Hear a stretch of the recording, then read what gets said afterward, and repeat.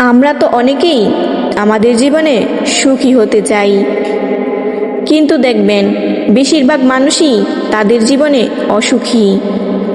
আসলে আমাদের প্রত্যেকের জীবনে সুখ অর্জনের নিজস্ব উপায় রয়েছে।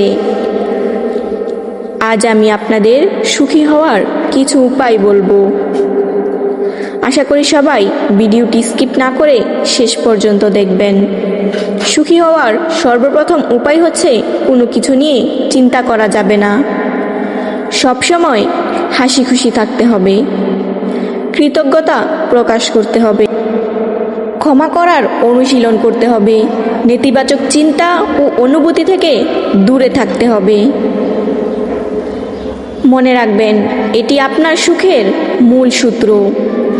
যেমন কাজের চাপ যদি বেশি হয়, তবে সে কাজের দায়িত্ব ছেড়ে দেওয়া উচিত। এমন কোনো বিষয় রয়েছে কিনা যা আপনি নিয়ন্ত্রণের চেষ্টা করেন, তবে নিয়ন্ত্রণ করতে পারবেন না? এমন বিষয় থাকলে তার নিয়ন্ত্রণের চেষ্টা বাদ দিন। অন্যের সঙ্গে নিজেকে তুলনা করবেন না। অন্যরা আপনার মতো নয়, কিংবা আপনিও অন্যদের মতো নন।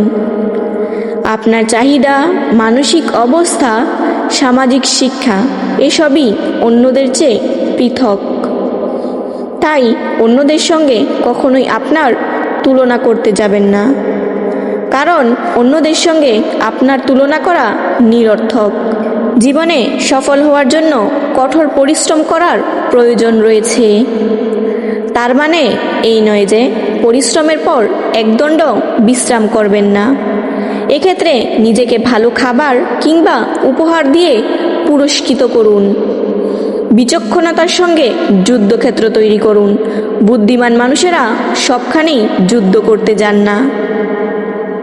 এক্ষেত্রে প্রয়োজনীয় স্থানটি বেছে নেওয়া খুবই গুরুত্বপূর্ণ। এটি আপনার মানসিক শান্তি যোগাবে। নিজের সঙ্গে সৎ থাকুন। নিজের মনে যে আচরণ বা কাজকে অসৎ বলে মনে হয় তা বাদ দিন। অন্যথায় এই কাজগুলোই পরবর্তীতে আপনার মনোকষ্টের কারণ হবে। পরনিন্দা বাদ দিন। অন্য মানুষের নিন্দা করা হলে তাতে প্রাথমিকভাবে মনের উপর প্রভাব নাও পড়তে পারে, কিন্তু পরবর্তীতে তা মানুষের মনে বিরূপ প্রভাব সৃষ্টি করে। অন্যকে সহায়তা করুন।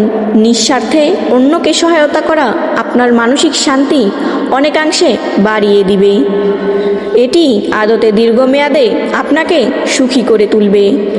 সুখী হওয়ার সর্বশেষ উপায় হচ্ছে নেতিবাচক মানুষের কাছ থেকে দূরে থাকুন। মনে রাখবেন, যে কোনো নেতিবাচক মানসিকতার ব্যক্তি আপনার সুখের জন্য ক্ষতিকর।